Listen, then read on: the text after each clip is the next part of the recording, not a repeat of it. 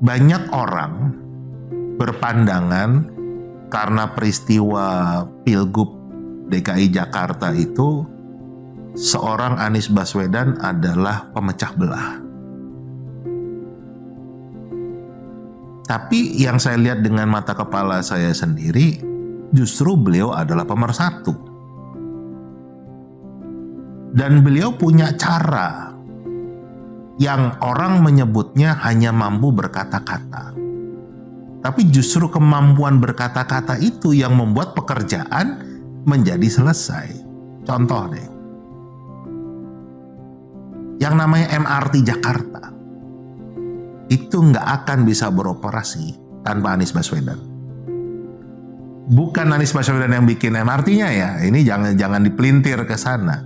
Tetapi ada beberapa tempat, beberapa stasiun yang sampai, saya lupa 2018 atau 2000, itu yang masih urusan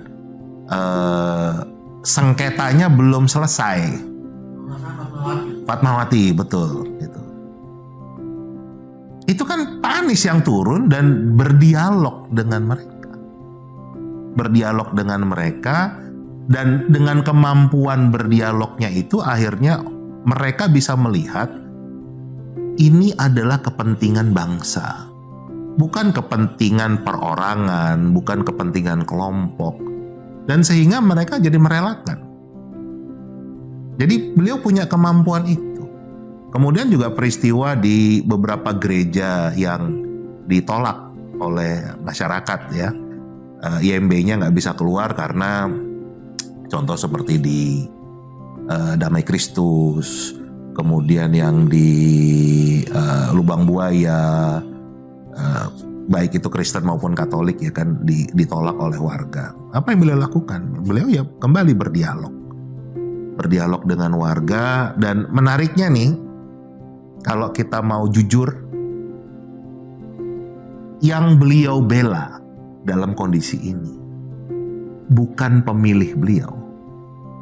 Karena di 2017 saya yakin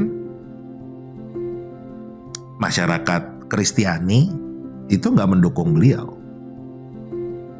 Tapi kan malah beliau bela kepentingannya. Nah, beliau bicara dengan pendukung beliau gitu. Dan itu disampaikan oleh masyarakat Duri Kepa waktu yang mengatakan, kami ini dulu berjuang mati-matian loh buat Pak Anies. Kami berjuang mati-matian dan kami minta supaya tidak dibangun gereja di sini. Tapi sekarang Pak Anies malah minta kami untuk mengizinkan dibangun gereja di sini.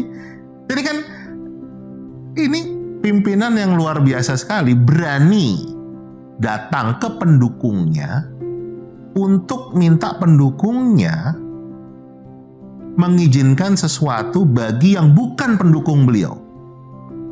Di sini kan berarti beliau melihat lagi tidak terkotak-kotakan. Oh, ini pendukung saya, ini bukan. Tapi ini warga DKI Jakarta yang punya hak yang sama, yang memang harus diberikan fasilitas beribadah, dan itu yang beliau sampaikan. Saya ingat beliau menyampaikan, Bapak Ibu, kita ini kan sebagai umat Muslim, kita ini kan butuh masjid ya untuk tempat beribadah. Tapi gimana rasanya kalau saudara-saudara kita yang non-Muslim melarang kita membangun tempat ibadah padahal kita butuh, karena kita kurang tempat. Jadi diajak berempati, diajak berdiskusi, itu yang beliau lakukan. Dan nggak hanya di Damai Kristus, sama juga di penjelasannya Pendeta Supit juga yang di Lubang Buaya karena kan juga seperti itu prosesnya juga sama. Beliau terus langsung beliau bicara dengan warga, juga termasuk pembebasan pemakaman untuk COVID kan, sama prosesnya. Jadi bodoh sekali kalau ada orang yang mengatakan Pak Anies itu hanya mampu berkata-kata. Justru karena kemampuan beliau berkomunikasi, itu yang membuat banyak pekerjaan yang tidak mampu diselesaikan oleh gubernur-gubernur yang lampau, pemimpin yang lampau, itu dilakukan. Jadi kelebihan beliau ini memang berkomunikasi, tapi bukan cuma sekedar komunikasi saja, tapi juga menyelesaikan problematika. Dan kita bisa melihat kan, coba deh, bandingkan statement atau pidato antara Pak Anies Baswedan dengan baca pres yang lain. Setiap kali Pak Anies pidato, selalu menjadi diskursus publik. Jadi terlepas tentunya ada yang pro, ada yang kontra, tapi di situ membuat masyarakat kita itu menjadi lebih cerdas. Kenapa? Karena diajak berpikir, ya kan? Bukan cuma seperti kerbau yang dicocok hidungnya, ikut pokoknya, enggak. Tapi justru diajak berpikir. Nah ini kelebihan beliau. Jadi kemampuan beliau berkomunikasi, dan yang beliau bangun itu manusia. Ini yang membedakan beliau dengan pimpinan nasional yang lain. Pimpinan nasional yang lain, pimpinan daerah itu lebih suka membangun barang. Tapi kalau saya melihat beliau justru fokusnya itu membangun manusia.